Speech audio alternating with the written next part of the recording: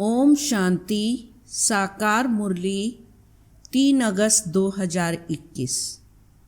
मीठे बच्चे, बाप दादा की याद प्यार लेनी है तो सर्विसेबल बनो। बुद्धि में ज्ञान भरपूर है तो वर्षा करो। प्रश्न: कौन सा नशा भरे हुए बादलों को भी उड़ाकर ले जाता, बरसने नहीं देता है?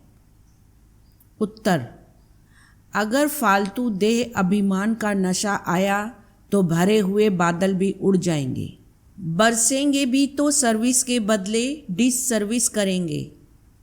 अगर बाबा से प्यार नहीं, उनसे योग नहीं, तो ज्ञान होते हुए भी जैसे खाली हैं। ऐसे खाली बादल अनेकों का कल्याण कैसे करेंगे? ओम शांति। बाकी थोड़े बादल बचे हैं। जैसे बरसात जब कम हो जाती है तो सागर के ऊपर बादल नहीं होते हैं, ठंडे हो जाते हैं। वैसे यहाँ भी ठंडे हो जाते हैं। बादल उनको कहेंगे जो रिफ्रेश हो जाकर वर्षा बरसाते हैं। अगर कोई बरसात नहीं करते तो उनको बादल थोड़े ही कहेंगे। यह है ज्ञान बादल, वह है पानी के बादल। ज्ञान के बादल आते हैं जब सीज़न होती है, रिफ्रेश हो जाकर औरों को रिफ्रेश करते हैं। बादल भी नंबरवार होते हैं, कोई तो बहुत ज़ोर से बरसते हैं। बादलों का काम ही है बरसना और मुरझाए हुए पौधों को रिफ्रेश करना। जिनमें पूरा ज्ञान है वह छिपकर नहीं बैठते। उनको बाबा का डायरेक्शन भी नहीं चाहिए। हैं ही बादल, आते ही हैं भरकर बरसने के लिए। जहाँ देखें कल राठी ज़मीन है तो जाकर सब्ज करना चाहिए। महारथी बच्चे तो सब सेंटर्स को अच्छी रीति जानते हैं। कौन सा सेंटर ठंडा है, किस सेंटर्स के बच्चों को जास्ती तूफान आते हैं। महारथी सर्विसेबल अच्छी रीति जानते हैं। बाबा भी हमेशा कहते हैं सर्विसेबल बच्चों को याद प्यार देना। अच्छे अच्छे बादल सर्विस पर जाएंगे। प्रदर्शनी में भी कोई सब एक रस नहीं समझाते हैं। मुख्य बात ही यह है, गीता का भगवान निराकार परमपिता परमात्मा है, ना कि साकारी श्री कृष्ण। समझाने का बड़ा अच्छा ढंग चाहिए। सारा दिन यही ख्यालात रहने चाहिए कि सबको जाकर जगाएं। सब घोर अंधियारे में पड़े हैं। सबको प्रेम से समझाते रहो कि 2 बाप हैं, एक हद का और दूसरा बेहद का। बेहद के बाप को ही पतित पावन कहते हैं। अब तुम बच्चों को बुद्धि मिली है। दुनिया के मनुष्य देखने में भल भपके वाले हैं, परंतु हैं पत्थर बुद्धि। बाप खुद कहते हैं इन साधु नाम वालों का भी मुझे ही उद्धार करना है। वह भी रचता और रचना को नहीं जानते हैं। सतयुग से लेकर फिर यह ज्ञान प्रायः लोप हो जाता है, परंतु यह किसको भी पता नहीं। शास्त्रों में यह ज्ञान है नहीं, उससे किसकी सद्गति हो नहीं सकती। गीता का मान कितना है, परंतु वह तो है भक्ति मार्ग। बाप तो पतित पावन है, वह बैठ राजयोग सिखलाते हैं। तो जरूर राजाई के लिए नई दुनिया चाहिए। बाप ही आकर राजयोग सिखलाएंगे। यह भी अभी तुमको मालूम पड़ा है। जिन्हों को कल पहले समझाया होगा उनको ही अभी समझाएंगे, फिर समझेंगे। यह लड़ाई कोई वह नहीं है जैसे हमेशा चलती आई है। 8-10 वर्ष चलकर फिर बंद हो जाएगी। ड्रामा अनुसार बॉम्ब्स जो बने हैं वह कोई रखने के लिए नहीं है। पतित मनुष्यों का मौत होने बिगर सतयुग आएगा नहीं। शांति कैसे स्थापन हो यह भी समझाना पड़े। शांति स्थापन करना व श्रेष्ठाचारी दुनिया बनाना यह तो एक बाप का ही काम है। बाप कहते हैं और संग बुद्धि का योग तोड़ एक संग जोड़ना है। देह सहित जो भी कुछ देखने में आता है इन सब से तोड़ना है। अब हमको वापस जाना है तो घर को ही याद करना है। अभी तुम समझते हो यह है मृत्यु लोक। हम अमर लोक में जाने के लिए अमर कथा सुन रहे हैं। देवताओं को कहा जाता है दैवी गुणों वाले मनुष्य। यहाँ तो एक भी हो ना सके। कृष्ण के लिए भी कितनी ग्लानि लिख दी है। कुछ भी बुद्धि में नहीं आता। अभी तुम बच्चों को अच्छी रीति पुरुषार्थ करना है, दैवी गुण धारण करने हैं। दैवी गुण किसको कहा जाता है वह भी समझाया जाता है। संपूर्ण निर्विकारी जरूर बनना है। यह है मुख्य पहला गुण। जहाँ तहाँ तुम देखेंगे पवित्र के आगे अपवित्र माथा टेकते हैं। सतयुग में है ही पवित्र तो वहाँ मंदिर होते नहीं। फिर जब पुजारी बनते हैं तो मंदिर बनाते हैं। जो पावन थे वही पतित बनते हैं। यह है बहुत जन्मों के अंत का जन्म। बाप कहते हैं इस पुरानी दुनिया को, पुराने शरीर को भी भूलना है। इस पुरानी दुनिया को अब खत्म होना है। इसे खलास होने में देरी नहीं लगेगी। यह पुरानी दुनिया धन दौलत माल मिल्कियत सब गई कि गई। थोड़े रोज बाकी हैं। दुनिया में थोड़े ही किसको पता है कि यह पुरानी दुनिया खत्म हो जाएगी। तुम सुनाते हो परंतु जब विश्वास भी बैठे ना। भगवानो वाच, जब समझें तब बुद्धि में बैठे। बाप तुम बच्चों को कहते हैं अपने को आत्मा समझ मुझ बाप को याद करो। बच्चे जानते हैं बेहद का बाप हमको राजयोग सिखलाते हैं। वह है सब आत्माओं का बाप। सब ब्रदर्स हैं। स्वर्ग में सभी ब्रदर्स सुखी थे। कलयुग में सभी ब्रदर्स दुखी हैं। सभी आत्माएं नरकवासी हैं। सिर्फ आत्मा तो नहीं होगी ना, शरीर भी तो चाहिए ना। अब तुम बच्चों को आत्म अभिमानी बनना है। इसमें ही मेहनत है। मासी का घर नहीं है। यह अवस्था पक्की तब हो जब पहले यह निश्चय हो कि परम पिता परमात्मा हमको पढ़ाते हैं। शिव बाबा आते ही हैं इस शरीर द्वारा पढ़ाने। हम भी शरीर द्वारा सुनते हैं, धारण करते हैं। संस्कारों अनुसार ही एक शरीर छोड़ दूसरा धारण करते हैं। जैसे बाबा लड़ाई वालों का मिसाल देते हैं। लड़ाई के संस्कार ले जाते हैं तो फिर उनमें ही आ जाते हैं। अब बाप के संस्कारों का भी तुमको मालूम है कि निराकार बेहद के बाप में क्या संस्कार हैं। वह मनुष्य सृष्टि का बीज रूप है। पतित पावन ज्ञान का सागर है। वही आकर पावन बनाएंगे। बाप कहते हैं मामेकम याद करो तो तुम्हारे जन्म जन्मांतर के विकर्म विनाश होंगे। नहीं तो बहुत सजाएं खानी पड़ेंगी। पद कुछ भी नहीं मिलेगा। अब बच्चे जानते हैं बाबा हमको सहज रास्ता बता देते हैं। कहते हैं मन मना भव। यह अक्षर भी गीता में है परंतु इसका अर्थ नहीं समझते। बाप कहते हैं मामेकम याद करो। देह सहित देह के सब धर्मों को छोड़ अपने को आत्मा समझ मुझ परम पिता परमात्मा को याद करो। याद को ही योग अग्नि कहा जाता है। योग कॉमन अक्षर है।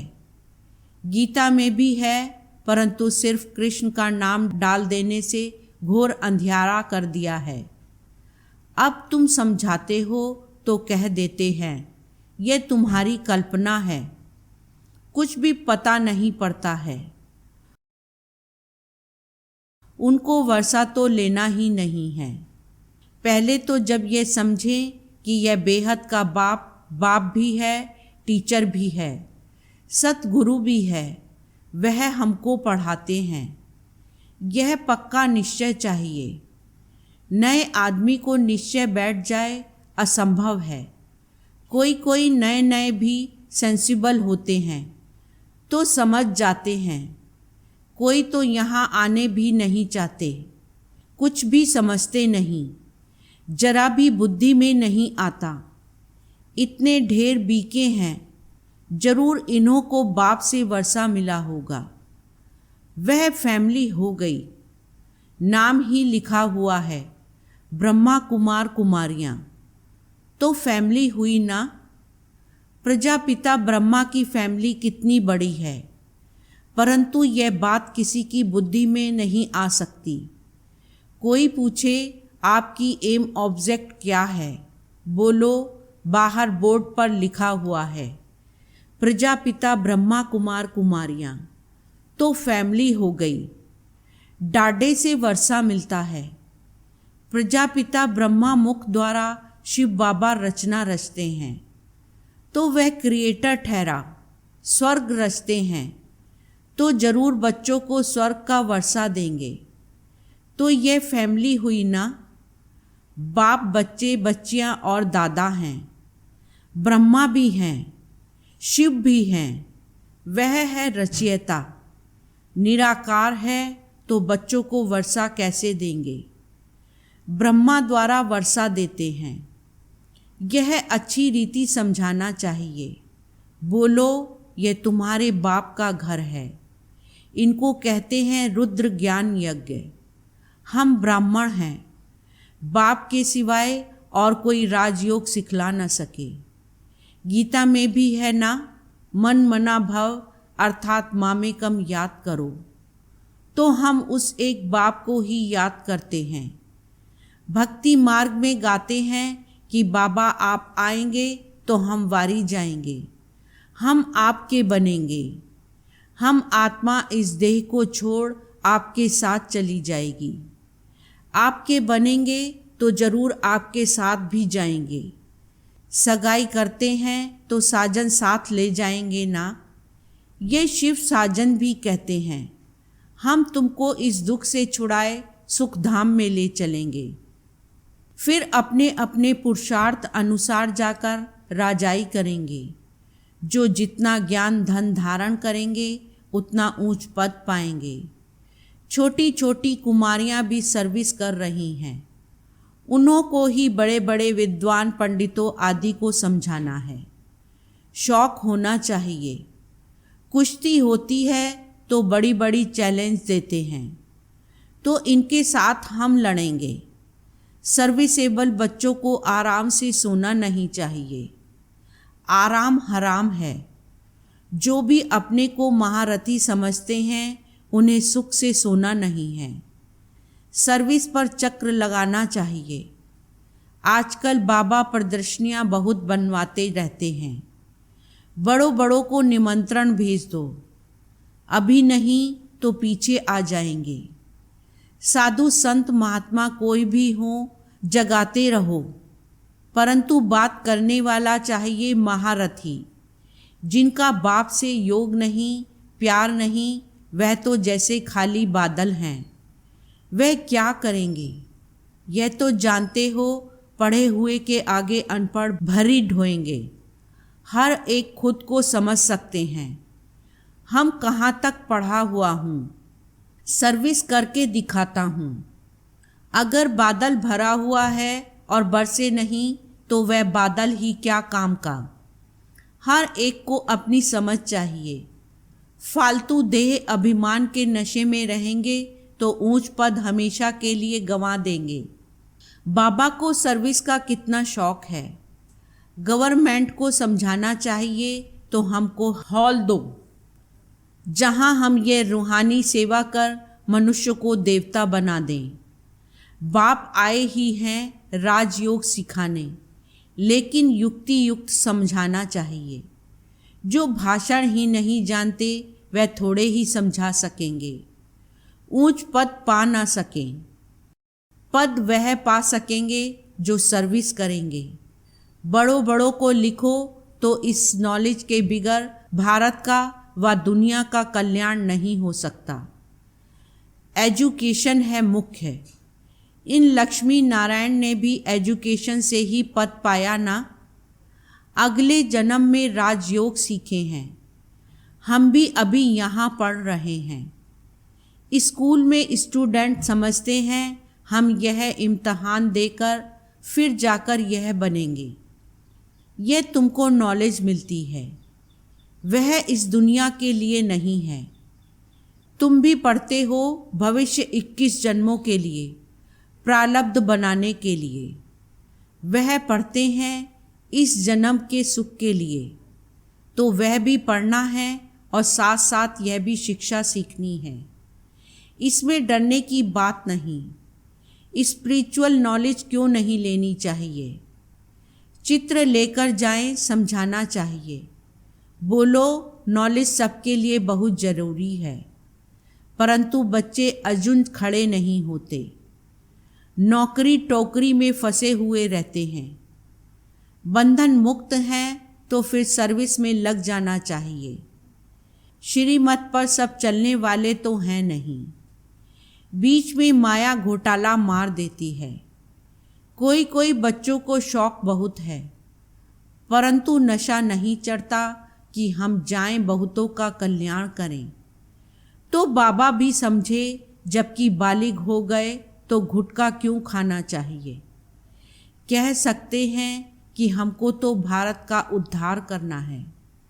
सच्ची सेवा कर मनुष्य को देवता बनाना है। बाबा को तो वंडर लगता है। नशा नहीं चढ़ता, इसलिए बाबा कहते हैं रजो बुद्धि है, चांस बहुत अच्छा है। ऐसे भी बहुत हैं जिनको नॉलेज का घमंड बहुत है, परंतु डिस सर्विस बहुत करते हैं। यह तो गुड़ जाने गुड़ की गोथरी जाने। राहु का ग्रहण बैठ जाता है, बृहस्पति की दशा उतर राहु की बैठ जाती है। अभी अभी देखो अच्छा चल रहा है, अभी अभी देखो फिर ग्रहचारी बैठ जाती है, गिर पड़ते हैं। बच्चों को तो बहुत बहादुर होना है, पान का बीड़ा उठाना है। हम इस भारत को स्वर्गवासी बनाकर छोड़ेंगे। तुम्हारा धर्म है नरकवासी को स्वर्गवासी बनाना, भ्रष्टाचारी को श्रेष्ठाचारी बनाना। बाबा नशा तो बहुत अच्छा चढ़ाते हैं, परंतु बच्चों में नंबरवार चढ़ता है। अच्छा मीठे मीठे सिकील दे बच्चों प्रति माता पिता बाप दादा का याद प्यार और गुड मॉर्निंग। रूहानी बाप की रूहानी बच्चों को नमस्ते, रूहानी बच्चों की रूहानी बाप को नमस्ते। धारणा के लिए मुख्य सार। फर्स्ट पॉइंट, बंधन मुक्त बन भारत की सच्ची सेवा करनी है। रूहानी सेवा कर मनुष्य को देवता बनाना है। ज्ञान के घमंड में नहीं आना है, रूहानी नशे में रहना है। सेकंड पॉइंट, निश्चय बुद्धि बन पहले अपनी अवस्था पक्की करनी है। देह सहित जो कुछ देखने में आता है उनसे तोड़ना है और एक बाप के साथ जोड़ना है। वरदान, बाप के संस्कारों को अपना निजी संस्कार बनाने वाले व्यर्थ व पुराने संस्कारों से मुक्त भव। सार, कोई भी व्यर्थ संकल्प व पुराने संस्कार देह अभिमान के संबंध से हैं। आत्मिक स्वरूप के संस्कार बाप समान होंगे। जैसे बाप सदा विश्व कल्याणकारी, परोपकारी, रहम दिल वरदाता है, ऐसे स्वयं के संस्कार नेचुरल बन जाएं। संस्कार बनना अर्थात संकल्प, बोल और कर्म स्वतः उसी प्रमाण चलना। जीवन में संस्कार एक चाबी है जिससे स्वतः चलते रहते हैं, फिर मेहनत करने की जरूरत नहीं रहती। स्लोगन, आत्मिक स्थिति में स्थित रह अपने रथ शरीर द्वारा कार्य कराने वाले ही सच्चे पुरुषार्थी हैं। ओम शांति।